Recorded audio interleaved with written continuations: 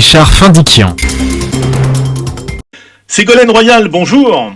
Bonjour. Merci madame d'avoir accepté mon invitation. Députée des Deux-Sèvres durant 4 mandats, ancienne présidente de la région Poitou-Charentes, ministre de l'Environnement entre 2014 et 2017, première française à avoir accédé au second tour d'une élection présidentielle. Vous êtes aujourd'hui présidente de l'ONG Désir d'avenir pour la planète et l'auteur d'un ouvrage qui s'intitule « Refuser la cruauté du monde », publié aux éditions du Rocher, un livre dans lequel vous citez volontiers Saint Paul, vous renouez ainsi avec l'invitation à nous aimer les uns les autres, lancée au stade Charletti pendant la campagne présidentielle de 2017. Selon vous, nous devons introduire l'amour et la tendresse dans le débat politique. Un livre qui est aussi un cri de colère, une révolte face à cette cruauté du monde instrumentalisée, selon vous, par des leaders dépourvus de bienveillance. Vous fustigez l'hystérie permanente imposée au peuple par les gouvernants. Un livre dans lequel vous parlez de générosité, d'altruisme et surtout d'amour. C'est le message central de votre livre, Ségolène Royal. Tout à fait. C'est peut-être la longue expérience que vous avez bien voulu rappeler qui me permet de faire ce constat qui est né de ce que j'appelle l'effondrement des tendresses pendant la période du confinement.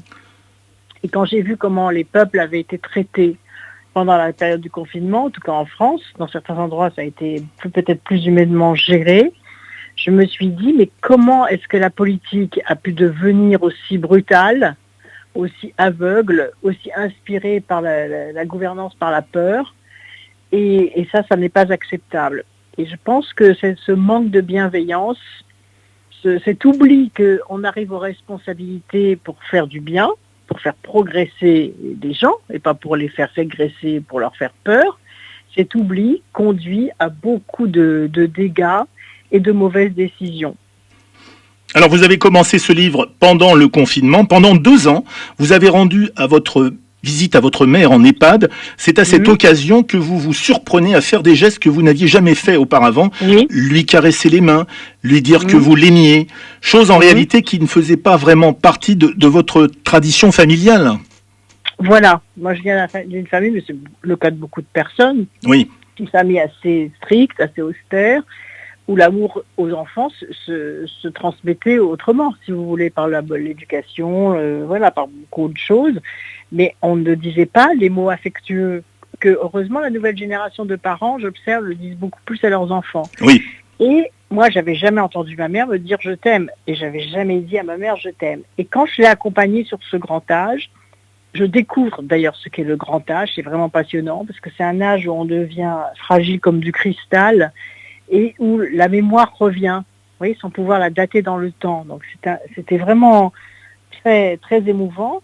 Et en effet, c'est la première fois de ma vie, j'ai caressé ma mère, caressé les mains, caressé les pieds, caressé les épaules, caressé la tête, en lui disant « Maman, je t'aime ». Et je voyais que ça lui faisait un bien extraordinaire. Et quand j'ai vu, donc elle est décédée un petit peu avant le confinement, et quand j'ai vu le déclenchement du confinement, et la répression qui s'est abattue avec l'organisation de la solitude des personnes de grand âge, l'interdiction aux familles de leur rendre visite, même sous les fenêtres, même des rencontres dans les jardins, là où la contamination était la moins forte, l'interdiction d'aller aux enterrements, alors même que le métro continue à fonctionner, ainsi que les transports publics. Je me suis dit, mais comment est-ce que dans cet appareil d'État, personne, à un moment, n'a dit, mais arrêtez, vous faites n'importe quoi. Laissez les personnes, même en nombre limité, mais ne vous prêtez pas à cet enfermement qui est intolérable et qui a été aussi subi, je l'explique, par les jeunes, par les étudiants et par les enfants qu'on a privés d'école. Et après le Covid, on n'a pas fait cet état des lieux. On est passé à autre chose, comme s'il fallait plus y penser. Mais non, il y a beaucoup de gens qui sont encore en souffrance psychologique à cause de ce qu'ils ont vécu pendant le Covid. Voilà, toujours pendant cette pandémie, vous êtes donc attristé de voir des proches souffrir, des anciens coupés de visites et constater justement que les familles ne pouvaient même pas se rendre aux enterrements. Alors vous vous demandez alors, mais comment la politique a-t-elle pu devenir aussi cruelle et manquer autant de bon sens? Alors c'est l'un des points qui expliquerait selon vous cette rupture de confiance entre les citoyens et la sphère politique? Oui, parce que je pense que il y a deux façons d'exercer le pouvoir, vous voyez. Soit avoir envie d'accéder au pouvoir pour le pouvoir, soit avoir envie d'accéder au pouvoir pour servir, pour aimer vous voyez, soit aimer le pouvoir pour le pouvoir, soit aimer les gens qui vous ont confié provisoirement le pouvoir. C'est pas pareil. Et là, quand on voit l'obstination à l'égard des Gilets jaunes, vous voyez, je raconte vraiment qu'en 48 heures, j'avais vu que ça allait monter, puisque j'avais eu l'expérience de la même révolte qui s'appelait la révolte des bonnets rouges. J'ai appelé Emmanuel Macron, je dis il faut immédiatement arrêter. Quand des femmes retraitées enfilent un gilet jaune et vont sur les ronds-points, il faut vraiment qu'elles soient à bout pour se conduire de cette façon-là, pour se révolter de cette façon-là. Donc ça va mal finir. Elles ont raison sur le fond. On ne peut pas taxer comme ça l'essence du jour au lendemain et empêcher aux gens qui habitent les périphéries des villes ou qui ont des budgets ric-rac de s'empêcher finalement de leur porter atteinte à leur liberté de circulation. Eh ben non, ils ont attendu des mois. La dégradation, les manifestations, les Champs-Élysées saccagés, l'Arc de Triomphe, avec une image de la France épouvantable à travers le monde, pour comprendre qu'il fallait arrêter. Et même chose pour la révolte des retraites. C'était une réforme qui n'avait aucun sens. Et il y a une majorité au Parlement qui était contre. Eh ben non, ils ont mis le 49-3. Comme si une poignée de gens avaient plus de sagesse et savaient davantage ce qu'il fallait faire qu'un peuple tout entier. Mais c'est extravagant. Alors vous dites, et c'est sur la couverture de votre ouvrage, que le temps d'aimer est venu, mais pensez-vous que ce temps a déjà existé en France ou ailleurs, et comment pensez-vous que les valeurs auxquelles vous faites référence puissent jouer un rôle dans la transformation de la société? Autrement dit, quelles solutions envisageriez-vous afin de faire face à cette cruauté que vous dénoncez? Oui, je pense que ce temps a déjà existé lorsque la préoccupation d'un gouvernement, c'est de faire progresser la citoyenneté, c'est de faire progresser les acquis sociaux. En tout cas, c'est de refuser de reculer sur les acquis sociaux. Je m'inscris aussi dans la continuité de Stéphane Hessel. Il explique très bien. Il dit, mais à la Libération, quand toutes les forces politiques étaient rassemblées et qu'on s'est dit qu'il fallait reconstruire le pays, il n'y avait plus d'argent. Et pourtant, on a fait la sécurité sociale, on a fait les retraites, on a fait les allocations familiales, on a fait la santé, alors qu'il n'y avait rien. Et ajoute-t-il, dans ce magnifique livre-là, Indignez-vous, il ajoute, mais comment se fait-il qu'aujourd'hui, alors qu'il y a beaucoup plus d'argent, on nous dit qu'il n'y en a pas suffisamment pour ne serait-ce que maintenir la protection sociale qui fait partie d'une identité culturelle. Alors le monde fait face à de nombreux défis complexes tels que les changements climatiques, les conflits internationaux et les inégalités croissantes. Comment votre livre aborde-t-il ces défis d'une manière nouvelle ou différente? Et que pensez-vous des actions menées sur le climat en France? Ce que je dis, c'est que la génération climat est la première génération qui a mis autant d'amour dans la politique. Parce que vous voyez, dans la question de l'environnement, c'est quand on aime la planète, on aime aussi ceux qui habitent la planète. C'est une interrelation entre la nature et les êtres vivants. Et il n'y a pas si longtemps que les scientifiques, qui autrefois considéraient que la terre, l'air, les sols, l'eau étaient des biens gratuits et que les prédateurs pouvaient s'en servir et polluer comme ils voulaient. Et un jour, on s'est rendu compte qu'en détruisant notre environnement, on se détruisait nous-mêmes, puisque l'être humain fait partie de cette chaîne du vivant qui commence par les animaux aquatiques, les mammifères, les plantes, etc. Et donc, si on détruisait la nature, on se détruisait nous-mêmes.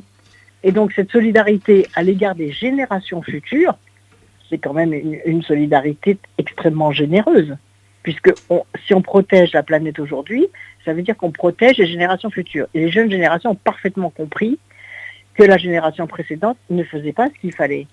C'est-à-dire qu'elle se goinfrait de tout ce qui existait, puisque, comme vous le savez, dès le mois de mai, on a déjà consommé la totalité de ce que la Terre produit en termes de ressources naturelles supplémentaires.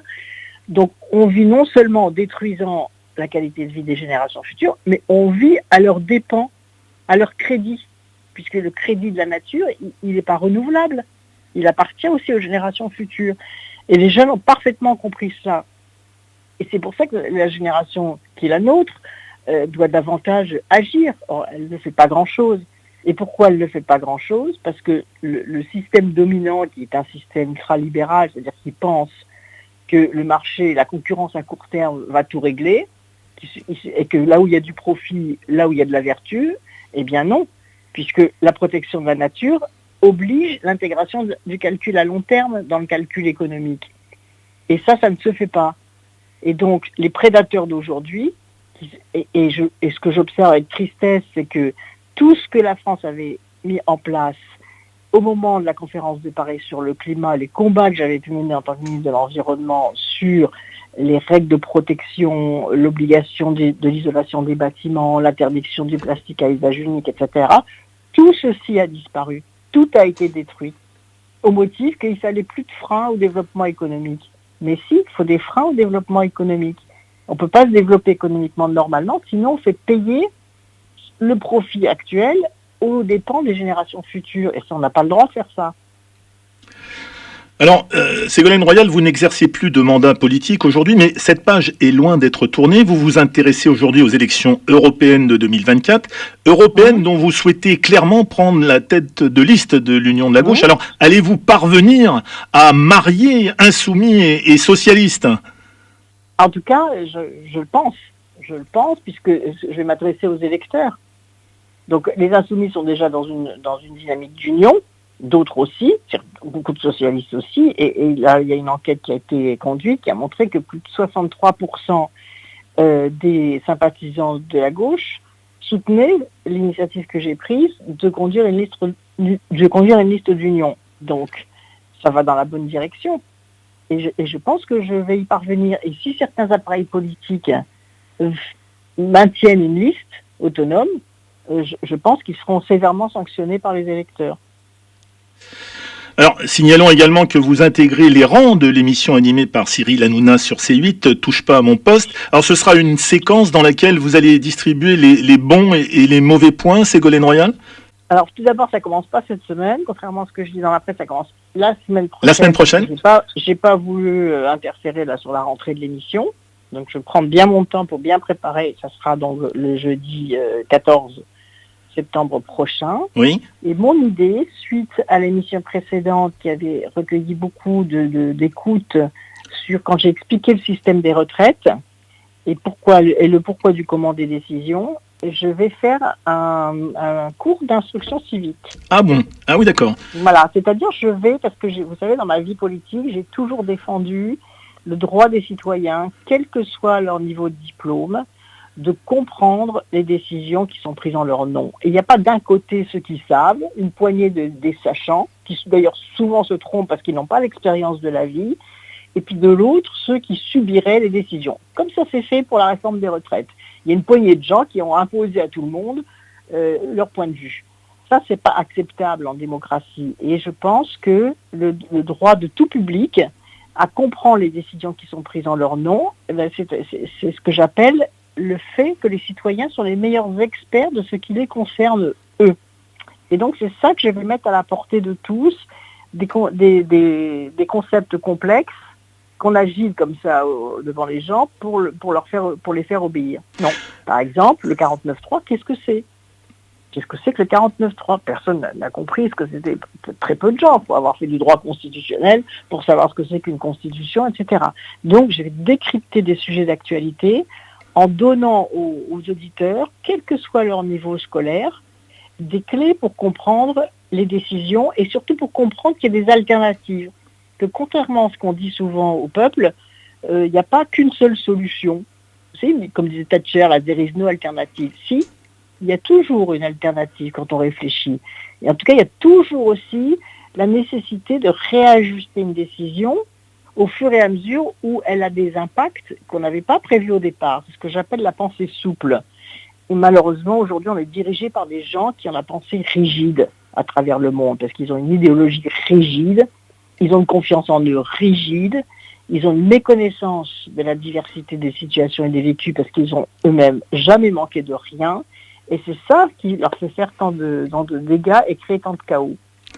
Voilà, donc ce sera un petit cours d'instruction civique. Mais alors, vous serez au milieu des autres chroniqueurs en direct ou ce sera une chronique enregistrée préalablement ? Oui, en principe, c'est une chronique enregistrée. D'accord. Voilà, en tout cas, je vais tester. Je vais tester, je vais voir si ça correspond à ce que j'ai envie de faire, si ça correspond aussi à ce que la chaîne a envie de faire, et je pense que oui. Très bien, écoutez, on va suivre ça avec intérêt. Et enfin, dernière question, Ségolène Royal, sur l'actualité cette fois de la rentrée. Gabriel Attal, vous le savez, ministre de l'Éducation nationale, interdit l'abaya en milieu scolaire au nom de la laïcité. Alors, quelle est votre réaction et qu'en pensez-vous? Ma réaction, c'est de dire qu'on en a assez des sujets de diversion au moment de la rentrée scolaire et des sujets idéologiques pour se faire de la com.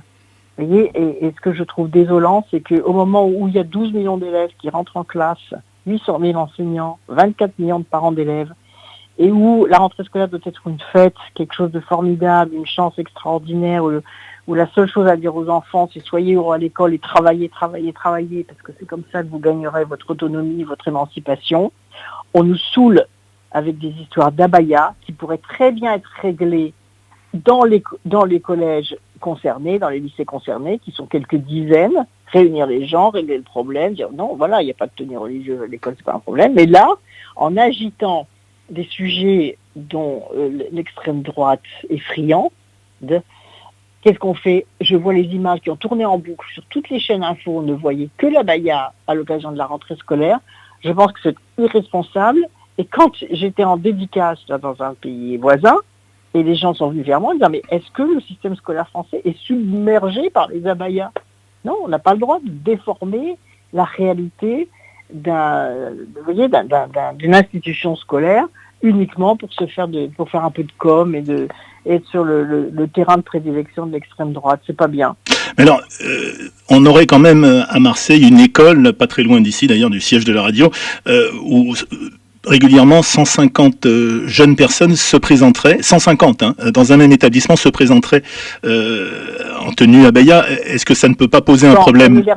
L'année dernière Non, régulièrement ici à Marseille, dans l'un des établissements marseillais. Est-ce que 150 personnes qui se présentent à l'entrée en abaya, est-ce que ça ne pose pas un problème pour la République dans un établissement D'abord, 150 dans un établissement, c'est pas la République, vous voyez déjà. Bon, donc s'il y a un problème dans un établissement, eh bien, on explique. Le problème, c'est qu'on n'a jamais expliqué. On dit, voilà, on l'a bien fait pour le voile. Moi, j'étais ministre de l'enseignement scolaire quand il y a les premières interdictions du voile. On a parlé aux familles, on a parlé aux élèves, on a dit, c'est la règle. Si la règle n'est pas la règle est claire, il y a une loi qui interdit les tenues religieuses à l'école. La loi interdit les tenues religieuses à l'école. Donc, il faut prévenir les parents avant, les élèves avant, dire, voilà, la loi interdit les tenues religieuses, ça ne sera plus accepté dans l'école. Mais avec bienveillance, et c'est tout. Quand les adultes n'ont pas des références claires, des règles claires, eh ben ça flotte de partout. S'il y a une règle claire, en disant il n'y a pas de tenue religieuse à l'école, mais sans stigmatiser, sans insulter, sans faire croire qu'on est submergé par les abayas, parce que c'est ça qui est très pervers dans la façon dont ça a été traité, il faut être pédagogique, être au clair avec les règles, et ne pas autoriser l'abaya, mais en traitant les établissements concernés et pas en transformant ce problème en un problème généralisé, alors que dans 99,99% des établissements scolaires, il n'y en a pas. Et alors, on parle aussi de pouvoir tester l'uniforme. Là, c'est une proposition du Gabriel Attal aussi dans certains établissements. L'uniforme, ça pourrait être la solution au problème. Vous savez, vraiment mes 30 ans de vie politique, ce vieux